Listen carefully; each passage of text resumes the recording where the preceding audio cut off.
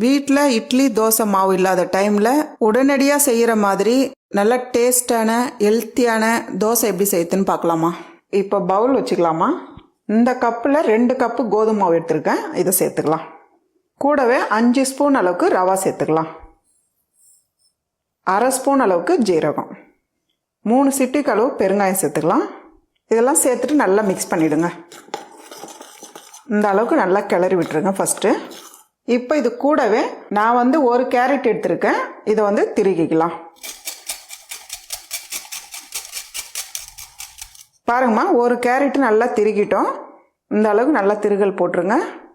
பாருங்கம்மா, ஒரு பெரிய வெங்காயத்தில் பாதி வெங்காயம் எடுத்திருக்கேன், மேல் தோல் எடுத்துருங்க. இப்போ இதையும் திருகிக்கலாம்.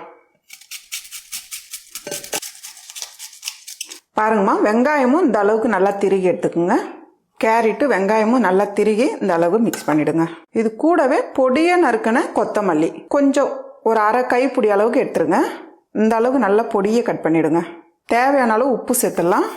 பொடியை நறுக்கின 2 பச்சை மிளகா சேர்த்துக்கலாம். உங்களுக்கு காரம் எவ்வளோ தேவையோ அதுக்கேற்ற மாதிரி நீங்கள் பச்சை மிளகா சேர்த்துக்குங்க. 1/2 மூடி தேங்காய் எடுத்து திக்காக தேங்காய் பால் எடுத்து வச்சுருக்கேன், இதை சேர்த்துக்கலாமா. தேங்காய் பால் சேர்த்து நல்லா மிக்ஸ் பண்ணிவிடுங்க ஃபஸ்ட்டு. இப்போ நம்ம தண்ணி சேர்த்துக்கலாம். கொஞ்சம் கொஞ்சமாக தண்ணி சேர்த்து நம்ம தோசை மாவு பதத்தை விட கொஞ்சம் அதிகமாக தண்ணியாக இருக்கணும். இப்போ கை வச்சு பிசைஞ்சிக்கலாம். பாருங்கள், இன்னொரு கப்பு தண்ணி சேர்த்துக்கலாம். கட்டி கட்டியாக இல்லாமல் நல்லா மிக்ஸ் பண்ணிவிடுங்க. பாருங்கம்மா, நம்ம கரண்டியில் எடுக்கும் போது தோசை மாவு கொஞ்சம் திக்காக இருக்கும், அதை விட தண்ணியாக இருக்கணும். இதை போல் இருக்கணும். இப்போ ஒரு 10 நிமிஷம் நம்ம மூடி வைக்கலாம், அப்படியே இருக்கட்டும். பாருங்கம்மா, 10 நிமிஷம் ஆயிடுச்சு, நம்ம பார்க்கலாம். கொஞ்சம் அதிகமாக தண்ணியாக இருந்தது, இப்போ கரெக்டான பதத்தில் வந்திருக்கு பாருங்கள். ரவை கொஞ்சம் ஊறி இருக்குது. இந்த பதத்தில் தான் இருக்கணும், இதுக்கு மேலே தண்ணி சேர்க்காதீங்க. இப்போ தவா வச்சுக்கலாமா. தவா நல்லா சூடாகட்டும். பெரிய கரண்டியாக இருந்தால் 1 கரண்டி மாவு எடுத்தாலே போதும். நீங்கள் சின்ன கரண்டியாக இருந்தால் ஒரு 1.5 கரண்டி மாவு எடுத்துக்கோங்க.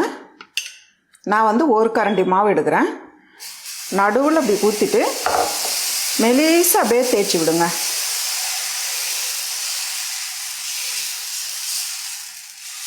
இந்த அளவுக்கு தேய்ச்சி விடுங்க.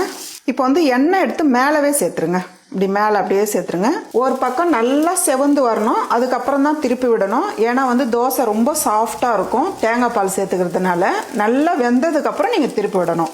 பாருங்கள், மேலே லைட்டாக செவந்து வருது பாருங்கள். இந்த டைமில் நம்ம திருப்பிடணும். அடுத்த பக்கமும் நல்லா செவந்து வரட்டோமா. இதை போல் நல்லா ஒரு பொன்னிறமாக செவந்து வரணும். பாருங்கள், இந்த பக்கமும் நல்லா செவந்து வந்திருக்கு, நம்ம திருப்பிடலாம்.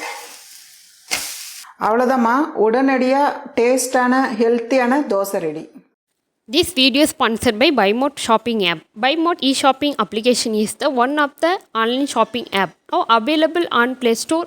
BuyMode e-shopping app. Click below link and install application.